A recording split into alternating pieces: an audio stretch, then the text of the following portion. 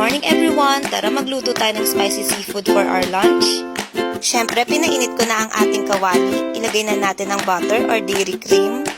Next, ang bawang or garlic in English. Next, ang sibuyas or onion. Next, ang luya or ginger. Maglagay tayo ng sili, depende sa anghang na gusto nyo. At ilagay na nga natin ang hipon. Lagyan natin ng paminta at konting asin. Lagyan din natin ng Sprite para lalong sumarap. Yummy! Wait, there's more! Lagyan natin ng oyster sauce at ketchup.